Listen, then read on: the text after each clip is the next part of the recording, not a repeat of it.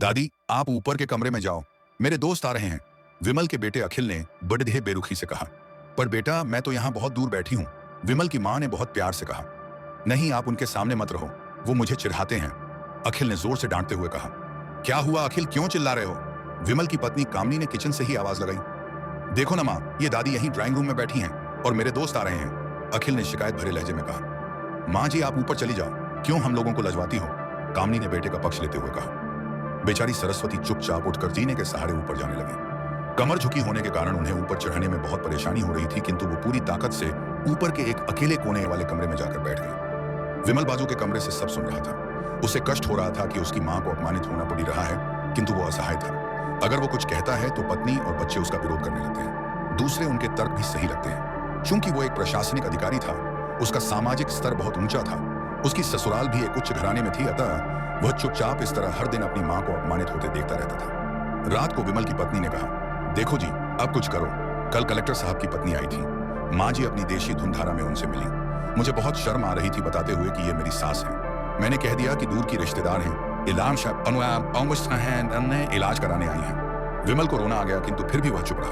उसे समझ में नहीं आ रहा था कि वो क्या करे। अपने बेटे की मन स्थिति को सरस्वती अच्छी तरह से जानती थी और बेटे को कोई कष्ट न हो, इसलिए वो हर बात को चुपचाप सह लेती थी।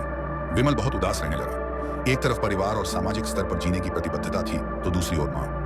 आखिर मां से अपने बेटे की यह हालत नहीं देखी गई। एक दिन उसने अपने बेटे से कहा, विमल, बहुत दिन हो गए हैं, मैं जहाँ आए हैं, मैं अपने गांव जाना चाहती हूँ, मुझे वहां पहुंचा दो, मेरा यहाँ मन नहीं लग रहा। किंतु मां, वहां तो कोई नहीं है, तुम्हारी देखभाल कौन करेगा?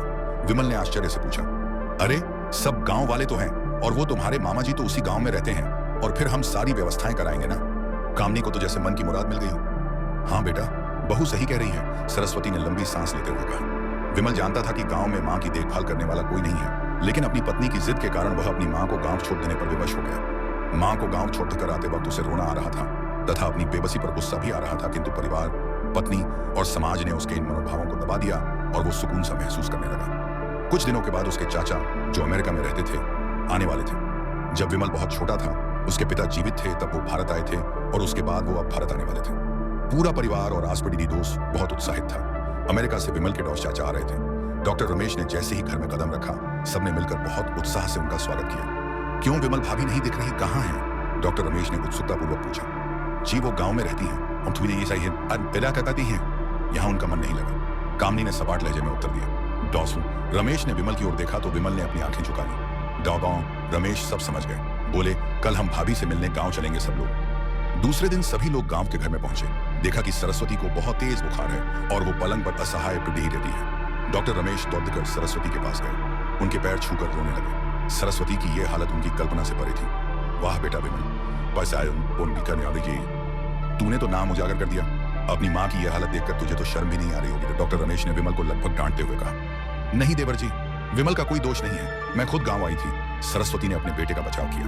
मुझे सब पता चल गया भाभी, आप चुप रहो। क्यों बहू, तुम्हें अपनी सास की क्रूरता पसंद नहीं है? समाज में तुम्हें नीचा देखना प्रेरित देता है ना? डॉक्टर रमेश ने कामनी की ओर व्यंग्य से देखा। कामनी निरुत्तर होकर विमल को देखने लगी।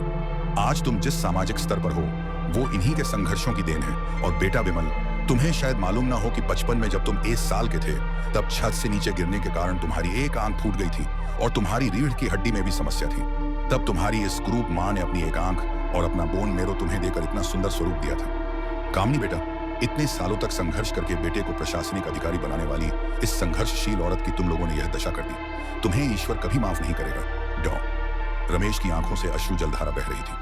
अब भाभी, आप मेरे साथ अमेरिका जाएंगी, यहाँ इन स्वार्थी लोगों के बीच नहीं रहेंगी। डॉ रमेश ने सरस्वती से कहा। विमल को तो काटो तो खून नहीं था। डॉ रमेश, जो उसके चाचा थे, उन्होंने जो राज बताया, उसके बाद तो विमल को यही लग रहा था कि उससे ज्यादा पापी इंसान इस दुनिया में कोई और है ही नहीं। वह दौड़-धता गया और मां सरस्वती के कदमों से लिपट गया। मां, मेरा अपराध अक्षम्य है, मैं जानबूझकर चुप्पी साधे रहा, आपका अपमान करवाता रहा। अब सिर्फ आप ही उस घर में मेरे साथ रहेंगी और कोई नहीं। विमल ने आग्नेय दृष्टि से अपनी पत्नी और बच्चों को देखा। कामनी को भी बहुत पश्चाताप हो रहा था, किंतु उसकी हिम्मत नहीं हो रही थी कि वो सरस्वती से आंख मिलाए।